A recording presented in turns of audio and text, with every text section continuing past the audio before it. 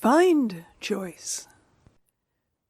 Is freedom only experienced at heightened moments of life, or can it be a constant wellspring to get through the dross of daily life? If I can reveal it to myself here under a magnifying glass, then perhaps I'll enable more of it, and if I can, we all can. To look at this is why I embarked on this little book, so let's look. There is a teeny tiny opening at the pivot point between constraint and freedom. One has to be super alert to jump into it. In just a millisecond, if I can get into that space, I'm free to choose the glass of water over the cookie or the cookie over the water. I can choose to calm down or rage on, obey or violate the law, hit send, or cool the angry email in my draft folder. If I can get inside that millisecond before action, a door opens to possibility, to love. Right in that emptiness, if I step in it, there's a glimpse at the immaterial from whence freedom radiates. I'm free at the same time as I am in determinism's sway. I can abandon habits and practice sensing sweet freedom instead. Each time I reach for a poison, there's an opportunity to taste awareness. Choice waits. Talk about abundance. Freedom never runs out. Meow. I've got a friend in Schrodinger's cat who's neither dead nor alive, both dead and alive, and either dead or alive. This is an eternal empty place to enter. Find choice, even for a second, then act. Both freedom and responsibility will grow. In the 2020 pandemic, we learned the phrase flatten the curve, and here we can learn the phrase widen the bus. In computers, a bus is a shuttle between processors. The wider the bus, the faster, bigger, better the transport, because more data, passengers, can move through the double doors at the same time.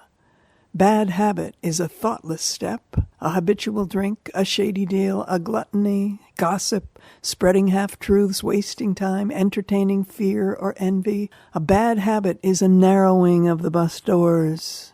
We can widen the bus doors if we practice the pause. In a millisecond, you can spot freedom. This gives you access to higher power. Freedom occurs in uncovering awareness. One must be vigilant to sense it. It's hard to remember that it's this simple. Awareness of awareness is infinitesimal, slippery, and subject to disappearance. It is covered over with habits, and often we seem to prefer our habits. We need consciously to practice interaction with the inner planes of our existence, as if we can enter spaces between ourselves, spaces between words. The way is to drop down from mind to the body. If I do not stop and drop, there's no access to radiance. The wild horses of freedom gallop in the powerful mystery of the deep.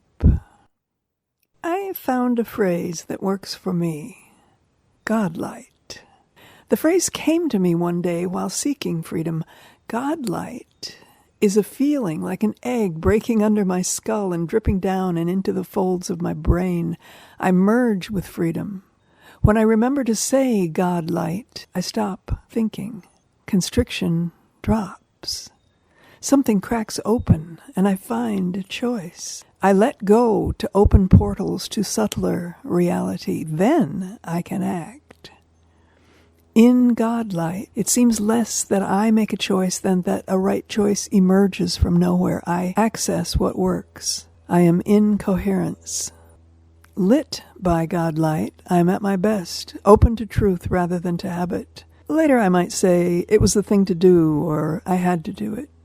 You know you can find freedom because you've done it 1,000 times. It's a place without limiting views and limited actions. Get your own word if Godlight doesn't work for you. Ramana Maharshi said to say to ourselves, I am, and presto, you are in mystery.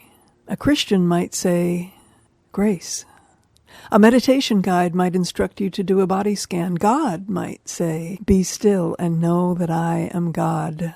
But does Godlight, or whatever your phrase, work like magic? No. Each time you seek to use it, you must put yourself in an equivalent position of expansive wonder, as you were when your open sesame phrase first came and opened you. The word is not a command. God will not obey your orders. I don't snap my fingers and say Godlight and expect to feel free. I need subtly to flirt with possibility, to enter into the space where Godlight shines. Godlight finds me as I find it. You feel it out with your inner organ of faith in meaning. This fecundity is being human. Awareness of possibility produces harmony. Contempt crumbles. Doubt dissolves. Fear flees. Freedom is the antidote to entropy. Actions that flow from freedom will not be actions to protect ego and increase separation. From freedom comes progress toward communion on earth. Decisions that come from freedom will be optimal, not dissonant, not entropic, not contemptuous of humanity's long march toward the unknown, but rather joining in the marching toward truth. Borrowing Julian Huxley's striking expression, Teilhard de Chardin reminds us, man discovers that he is nothing else than the evolution of consciousness itself. From this ever-present field of faith, we may find that the universe cooperates with us in the coincidence we call synchronicity. Meaning may seem to pour in. We've opened to the divine. In this way, freedom is something that you do, not something we have. It's a feeling without a drag or a push or a pull. It's love. Each one of us knows its buoyancy and refreshment. Scientists, philosophers, and gurus stumble to answer the eternal question of, do we have free will? I say, wrong question. You do not have free will, but you can find it, and you can act from within it. Freedom is an action in a context of love. In Le Petit Prince, it's written, all men have the stars, but they are not the same for everyone. You will have the stars as no one else has them.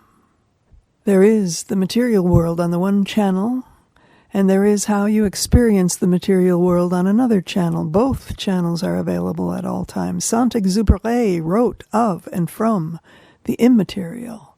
Something about those stars, if we stop an instant to gaze at them, nudges us into awareness and releases us from constraint. A space in us is created as we look outward or inward into space. That space is freedom. Each one of us is a little prince in it. In his autobiography, Claude Lévi-Strauss details his life as a researcher who read hundreds of small print fat books and traveled all over the globe in search of how humans work. But on the last page of Tristes Tropiques, he confesses that he learns the most at home at night on the floor when he looks into his cat's eyes. He enters the realm. Jordan Peterson said, we have a relationship to the infinite.